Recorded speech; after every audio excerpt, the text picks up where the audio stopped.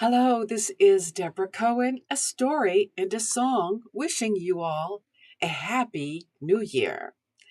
And unfortunately, this is the time where people get colds and get the flu and like to pass it around because,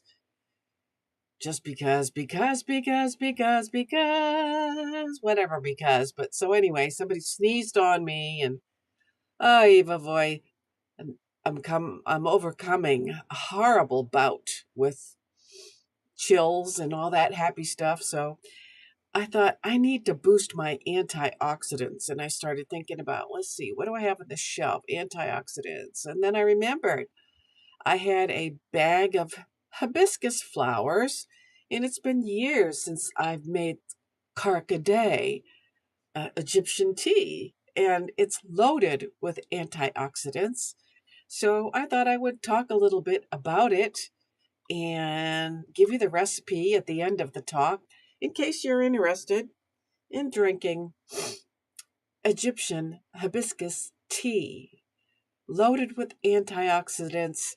It's cranberry ish and very tart. So, you have to like tart things, but it helps if you're nursing a cold or the flu because of the antioxidants. So, if this interests you, then stick around for the next 30 ish minutes, and I will be right back to tell you about Carcaday.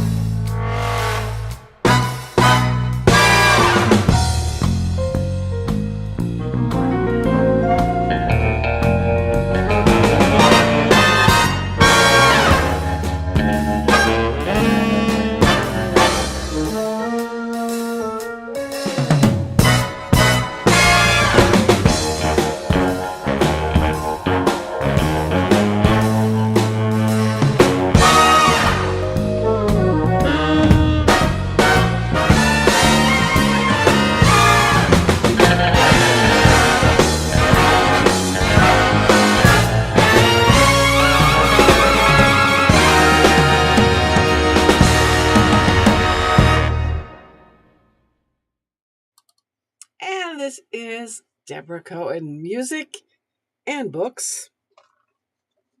And I want to share with you this special Egyptian drink when I've visited Egypt several times in the early 2000s. One of the wonderful things in generally speaking, Egyptians are very hospitality minded and they love to give you things. And one of the things is the hibiscus red tea. It's delicious, especially cold when you're in a hot country like Egypt.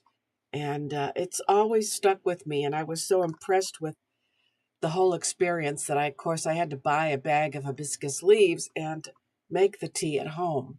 Because if you try to buy it in America already made, chances are it's watered down, loaded with sugar, and it doesn't taste anything like it does in Egypt. So, because I've been in Egypt, I'm going to share with you the authentic recipe at the end of this conversation.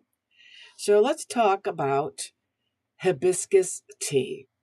Yes, it's known as carcaday in Egypt. It's a quintessential Egyptian hospitality drink, offered hot or iced as a refreshing welcome in homes, hotels, including the Four Seasons, and restaurants, prized for its vibrant red color, tart flavor like a cranberry, and potential health benefits like antioxidants and blood pressure support, often sweetened and served with mint or lime. And I put a sprig of mint from my garden in my drink, but it is in there. If you have it in a restaurant, they have it like on the top so you can see the mint. But mine sunk into the glass, but it tastes delicious.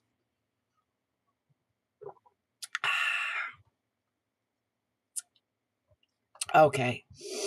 It's made from dried roselle hibiscus leaves, often with mint, as I mentioned, or lime, or even tamarind. Naturally tart and tangy and refreshing, with a flavor often compared to cranberry, a symbol of Egyptian hospitality, offered to guests as a sign of welcome and a staple in a local cuisine. How it's made, this is simplified, and then I'll go into the actual recipe. Steeped dried hibiscus flowers in hot water, sweeten to taste, often with sugar or honey. Strain out the flowers and serve. Now, that's an abbreviated version. I'll give you the details after I read this little excerpt about being in Egypt and where you can find this delicious tea if you're already there. This is an article thanks to virtuoso.com, and I'm going to read it and share it. Cairo's long, beautiful history with hibiscus tea. This flower is tied to ancient tradition in Cairo, but it's also the star of some of the city's most delicious and modern cocktails and desserts. After a sweaty morning of hiking at Cairo's Saqqara Pyramid, I am convinced that a glass of chilled hibiscus tea in the shade was one of the most refreshing beverages I'd ever had. And that goes for me too. After riding a camel in Cairo and feeling all hot and sticky and sweaty, I was so glad to get a glass of cold hibiscus tea with a fresh sprig of mint. It was so incredibly satisfying. It tastes much better in Egypt than it does right now in America. Okay. Its bright red color provided a note of drama at first glance, a spectacle that lingered after the slightly sweet, slightly tart drink was gone, leaving a light red tint on my tongue, hopefully not my teeth. Though it remains a traditional brew through Egypt, hibiscus tea has evolved since ancient times, when Egyptians first planted the flower along the Nile River and in the Fayum Oasis, about an hour's drive north of Cairo.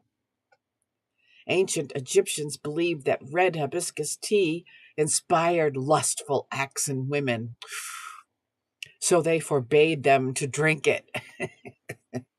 And while travelers won't see much hibiscus blooming around Cairo today, it grows more abundantly farther south near Aswan. They will find Kareens sipping vibrant tisanes in tea shops across the city, along with chefs and bartenders taking the iconic flower to a new level on their menus. It's really exquisite. For centuries, many locals have begun their day, especially during Ramadan, with the traditional hibiscus beverage called karkadeh, a blend of hibiscus flowers, water, and sugar. When the cranberry-esque drink is offered at restaurants, locals often wax poetic about the flower's healing powers. It's an antioxidant, and it's been said that when sipping it cold, it may treat high blood pressure, it might boost liver health, it might support good cholesterol levels. I'm sure you'd have to drink a boatload of it. Traditional karkadeh is generally served as a welcome drink at the city's hotels.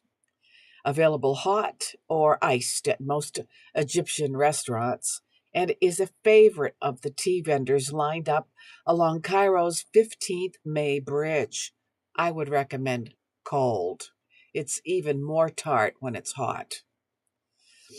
For sampling of hibiscus' more creative uses, start at the wildly popular Zuba in the Zamalek neighborhood, where Chef Mustafa El-Rafai elevates traditional Egyptian street food in a no-frills environment. And my favorite sandwich is falafel. Most people come for his legendary falafel, bursting from its pita and lathered in a gorgeous beet hibiscus tahini, a great compliment to the restaurant's puckery hibiscus limeade. And it's puckery, all right. I mean, I don't have the lime in there, but I've got the mint.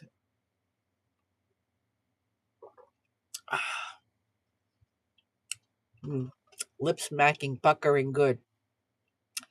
With its natural tartness, it's not surprising that chefs are also getting creative with hibiscus in desserts. Hunting for hibiscus treats in the lively Zamelek neighborhood is a sweet endeavor.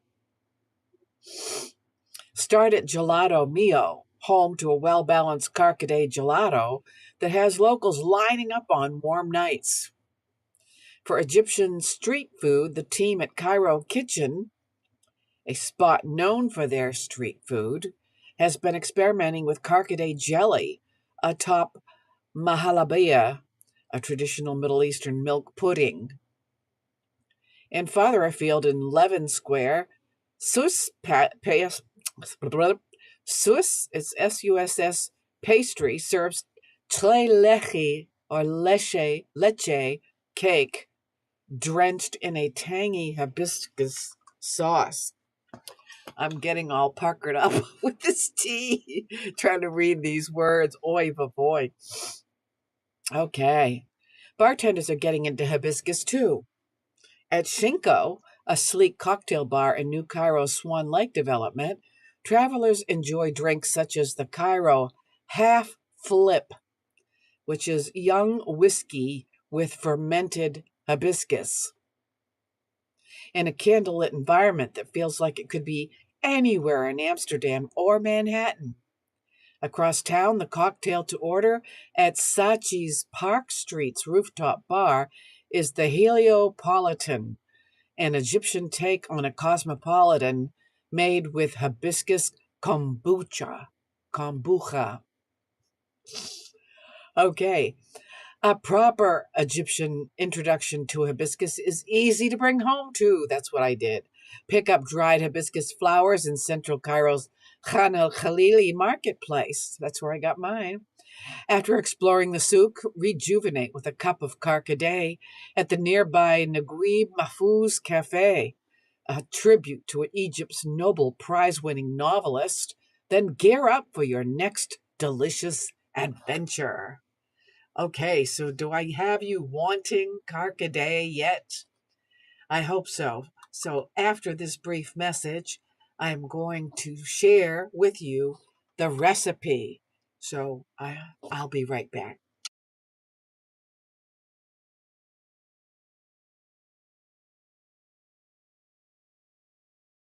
Try this one.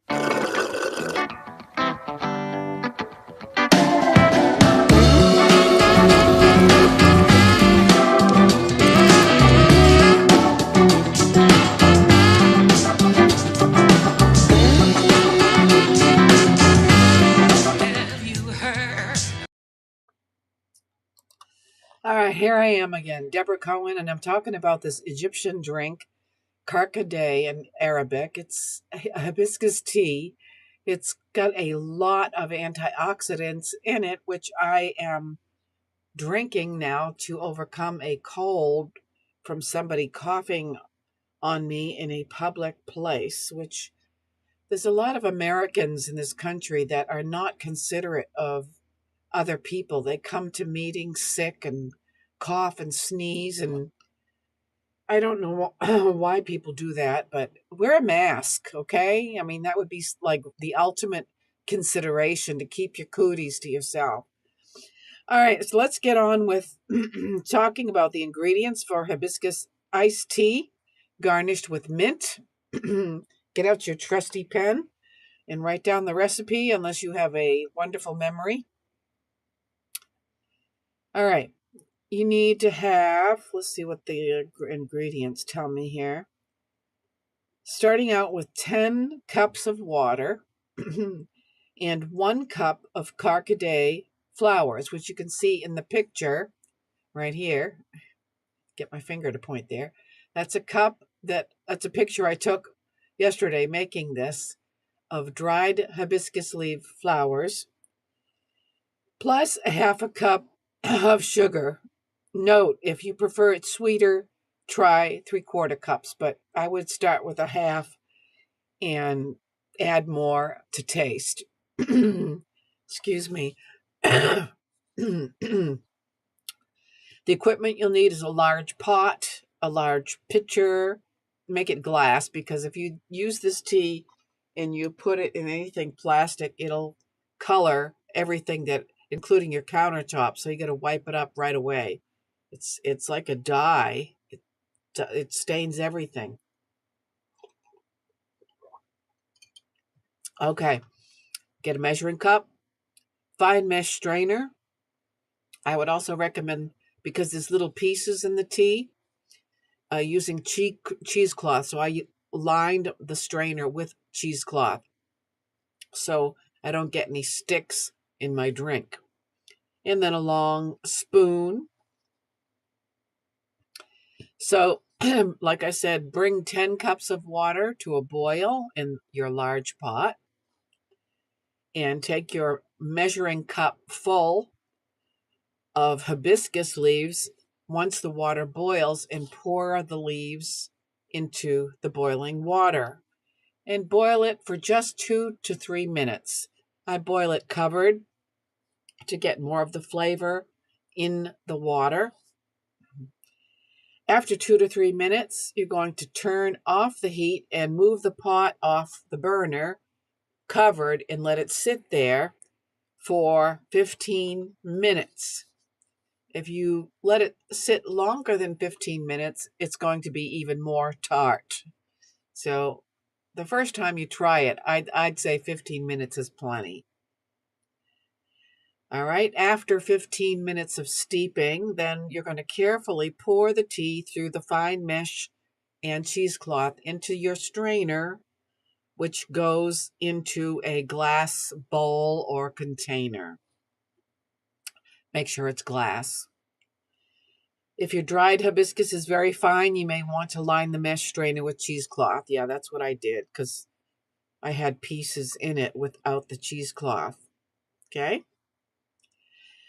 Be careful when transferring the hibiscus, because it stains almost anything it touches very easily. Try and make sure to use glass and metal for anything that touches the hibiscus. Don't use plastic or wood or anything porous. Wipe up any drops on your counter very quickly, because it will stain your counters.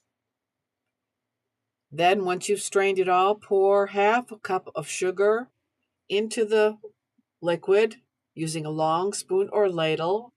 Rinse the spoon off immediately to avoid staining the spoon. And in the picture, which I have mine in a pitcher of a glass pitcher, that's ideal to store this, not plastic. Let the tea cool in the pitcher until you can place your hand against the side of the glass without burning yourself. Then place the pitcher covered in the refrigerator for a few hours to cool. Once cool, taste the tea. If it's too concentrated for you, then feel free to dilute it with a bit of water to taste. Then mix it again. Remember, you can always add more water, but you can't really take it away, so start out real slow with the adding of water. Keep in mind, if you serve the tea over ice and the ice melts, it will also dilute the tea even more.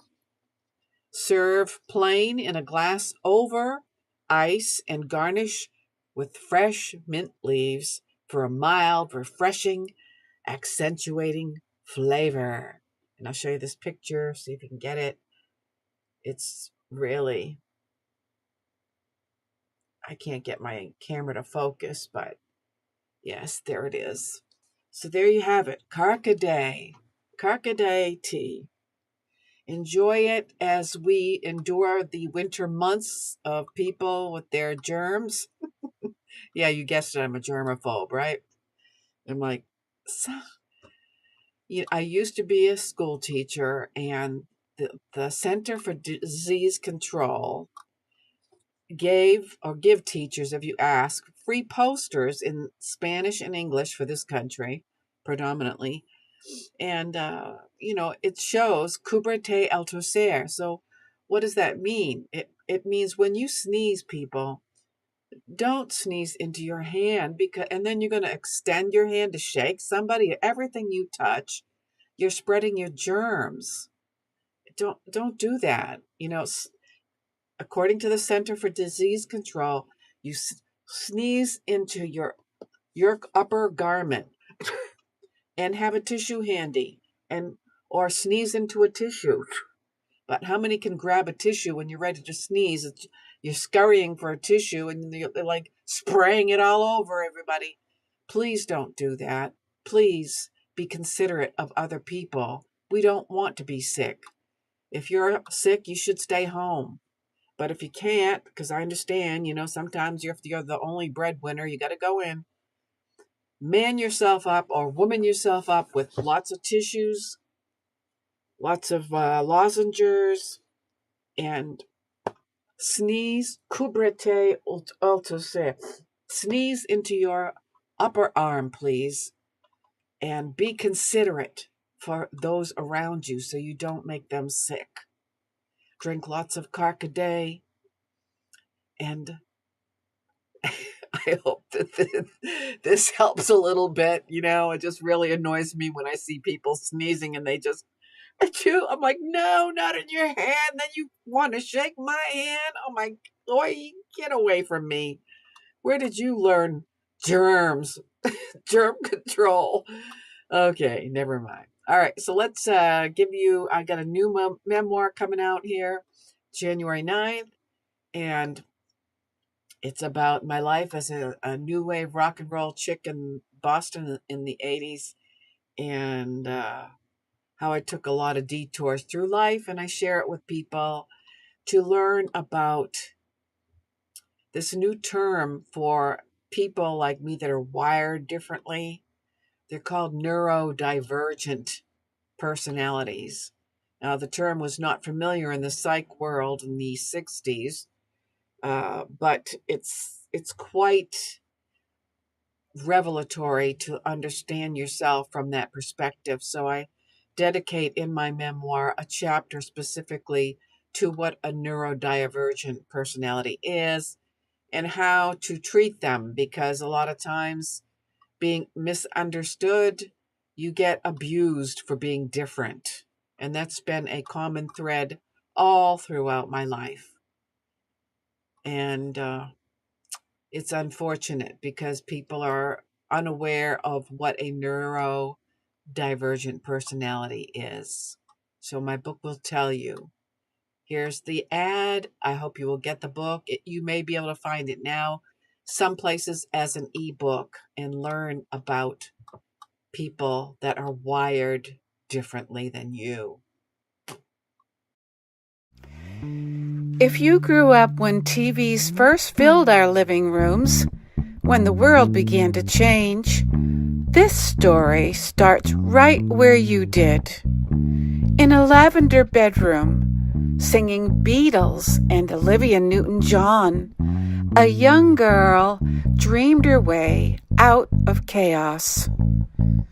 From new wave clubs to blues stages, she chased the music that saved her life. But the music was only part of the journey. There were retreats, miracles, and moments that felt straight out of the scripture. Across oceans in Egypt, she searched for identity, faith, and healing in the most unexpected places. For anyone who's ever felt too sensitive for the world, this memoir understands you. Healing doesn't come overnight, but forgiveness and faith open unexpected doors. Raw, musical, spiritual, unforgettable. Discover sex, drugs, and rock and roll. Coming soon in January 2026. DeborahCohenBooks.org.